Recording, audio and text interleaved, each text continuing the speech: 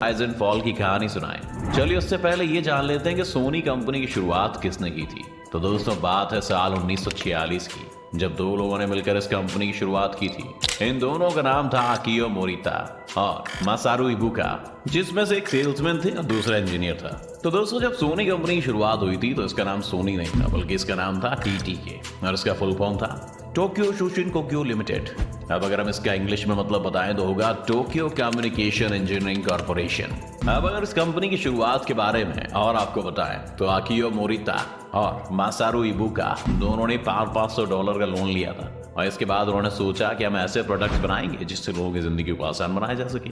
और इसी सोच के साथ सबसे पहला प्रोडक्ट लॉन्च किया गया जिसका नाम था राइस कुकर। और हम आपको बता देते हैं कि राइस कुकर एक तरह का फेलियर था, क्योंकि इन्होंने $6500 की कीमत के साथ इसे मार्केट में उतारा था, लेकिन वही प्रॉफिट था सिर्फ $300। इसका मतलब सिर्फ 5% का। इन लोगों ने डिसाइड किया कि अब वो कुकर नहीं बनाएंगे और इसी के साथ उन्होंने इसकी सेल बंद कर दी। और फिर कुछ सालों की रिसर्च के बाद उन्होंने 1950 में लॉन्च किया टेप रिकॉर्डर। हम आपको ये भी बता देते हैं कि टेप रिकॉर्डर एक अमेरिकन कंपनी की कॉपी था। लेकिन अब अगर हम बात करें 1950 की, तो बहुत ही जाहिर सी बात है कि उस समय इतने पॉपुलर नहीं थे, जिस वजह से इनकी सेल बहुत ही कम होती थी।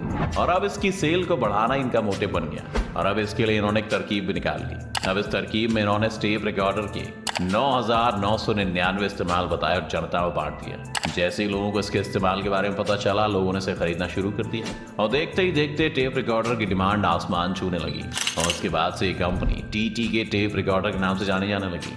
पर अब बात आई कि हर किसी के लिए नाम बोलना आसान नहीं था, इसीलिए उन्होंने सोचा कि क्यों ना ऐसा नाम रखा जाए जो हर कोई आसानी से बोल पाए। इसीलिए 1952 में इन्होंने टीटी के से नाम बदलकर इसका नया नाम रखा जो था सोनी। अब टेप रिकॉर्डर की सक्सेस के बाद इन्होंने 1955 में मार्केट में अपना रेडियो लॉन्च किया और दोस्तों इस प्रोडक्ट ने बहुत जल्दी मार्केट में अपनी जगह बना ली और उसके बाद ही धीरे धीरे करके सोनी कंपनी की पहचान भी बनने लगी। दोस्तों हैरान करने वाली बात तो ये थी कि रेडियो की वजह से इनकी सेल्स 1000% तक बढ़ गई थी और उसके बाद से 10 से 15 साल तक इन्होंने रेडियो टेप टेक्नोलॉजी में अपना सिक्का जमा कर रखा। अब इन्होंने 1971 में एक और प्रोडक्ट लॉन्च किया जो था वीसीआर। अब ये तो प्रोडक्ट ना तो किसी की कॉपी था और ना ही किसी से लिया हुआ डिजाइन। वीसीआर की खोज सोनी नहीं की थी, जिसके लिए इन्होंने कई सारे अवार्ड्स भी लिए। लेकिन ये कंपनी यही नहीं रुकी, ये लगातार नए नए इनोवेशंस करती रही। अब सोनी ने 1979 में एक नया कॉम्पैक्ट टेप प्लेयर बनाया और इन्होंने इसका नाम रखा वॉकमैन और ये वॉकमैन मार्केट में छा ही गया। अब बाकी कंपनियों ने भी ऐसा कॉम्पैक्ट टेप प्लेयर बनाना शुरू कर दिया। अब इस चीज पर सोनी ने ध्यान नहीं दिया और वो लगातार नए नए प्रोडक्ट्स की खोज करते रहे। एक वक्त ऐसा भी आया जब दुनिया भर के लोग इनके प्रोडक्ट्स यूज कर रहे थे। इसी के साथ उन्होंने 1982 में सीडी प्लेयर निकाला, 1985 में वीडियो कैमरा निकाला और ये दोनों ही प्रोडक्ट जापान, नॉर्थ अमेरिका और यूरोप में बहुत ही ज्यादा फेमस हुए।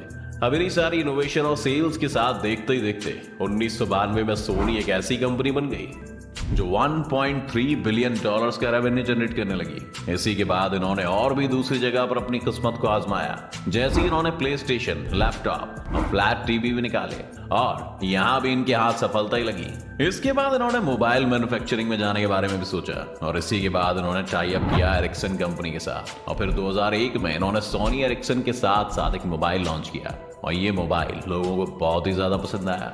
अब लोगों में इसके छाने की वजह की बात करें तो वो होगी इसके नए नए फीचर्स, जैसे इसमें कलर स्क्रीन थी और डिजिटल कैमरा था। अब 2007 तक इनकी सेल जोरों शोरों पर थी, पर क्योंकि इन्होंने हर फील्ड में अपने पैर पसार लिए थे, जिस वजह से हर फील्ड में नए नए इन्वेंशन अब पॉसिबल नहीं हो पा रहा था। अब देखते ही देखते मार्केट में ऐसी कंपनीज आ गई थी जो सिर्फ मोबाइल सेगमेंट पर ही काम करती थी, जिसमें से एक था आईफोन। आईफोन एक ऐसा रेवोल्यूशन लाया जिसने मोबाइल को स्मार्टफोन में बदल दिया। अब क्योंकि स्मार्टफोन उस वक्त कस्टमर्स के लिए काफी अलग था और नया था, इसलिए मार्केट में उसकी डिमांड बढ़ गई और अब इस डिमांड और कंपटीशन को देखते हुए सोनी ने सोचा कि उससे भी मार्केट में नए स्मार्टफोन्स उतारने चाहिए।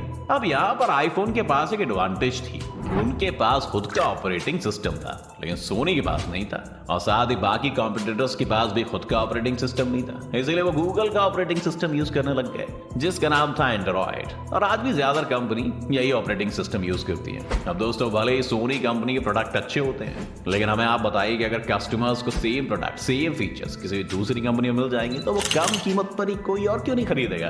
तो दोस्तों ऐसा ही हुआ था कि अब आईफोन के पास खुद का ऑपरेटिंग सिस्टम था, इसलिए वो नए नए इनोवेशंस करने लगे, नए नए फीचर्स लाने लगे। लेकिन भाई सोनी के पास जो ऑपरेटिंग सिस्टम था वो वही बाकी के कंप्यूटर्स के पास भी था।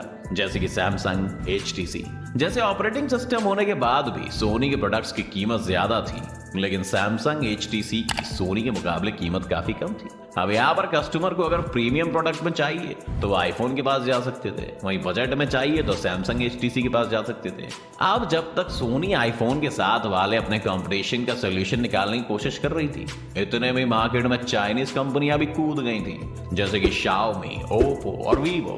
दोस्तों, इनकी कीमत तो कम थी और जो फीचर्स कस्टमर्स को सोनी के प्रोडक्ट में 25 से 30 हजार मिलते थे, वही चाइनीज कंपनी के साथ ये बस 10 से 12 हजार मिल जाते थे। ऐसे में सोनी की जितनी बची कुची मार्केट थी ना, वो भी कम होने लगी। अब सोनी को ये बात समझ आ गई थी कि भारत की मार्केट में अगर टिके रहना है तो उन्हें नए नए इनोवेशंस करते रहने होंगे, जैसे बाकी कंपनीज कर रही हैं। लेकिन सोनी ने तो बाकी जगहों पर अपने पैर पसारे थे, उनके पास और भी फील्ड थी काम करने के लिए। इसीलिए उन्होंने 2019 में इंडियन मार्केट में अपना स्मार्टफोन बिजनेस बंद कर दिया, और यही वजह है कि इंडिया में सोनी के फोन नहीं बिकते हैं। अगर हम आपको बताएं कि सोनी के फेलियर के मेन रीजन क्या थे, तो सबसे पहला होगा एक्सपेंसिव फोन, जिसके बारे में हम आपको पहले बता चुके हैं। वहीं दूसरा होगा नो टारगेट सेगमेंट। हाँ, क्योंकि बाकी कंपनीज को पता था कि उन्हें किस कस्टमर्स के लिए क्या बनाना है, लेकिन सोनी के पास ऐसा कोई भी प्लान नहीं था। और अब अगर हम तीसरी वजह बताएं तो वो होगा कि ये लोग इंडस्ट्री ट्रेंड को बहुत धीरे अडॉप्ट करते थे, जिस वजह से बाकियों को कभी कंपटीशन ही नहीं दे पाए और आगे बढ़ने की जगह पीछे चलते चले गए। और इसी तरह से धीरे धीरे करके उनके बच्चे कुछ कस्टमर्स भी खत्म।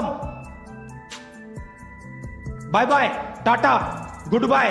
टाटा बाय बाय बोलकर किसी और कंपनी के पास चले गए। तो दोस्तों, आज की वीडियो में बस इतना ही। उम्मीद है आपको आज की इस वीडियो से काफी कुछ नया सीखने को मिला होगा। अगर आपको वीडियो पसंद आया तो वीडियो को लाइक करें, और अगर आप इस चैनल पर नए हैं तो जाने से पहले एक तो लाइक और शेयर ठोक दीजिए, महाकाल का दबा के लाइक और शेयर ठोक लीजिए, 5000 लौटे दिख जाना चाहिए। चैनल को सब्सक्राइब करना भी ना भूलें।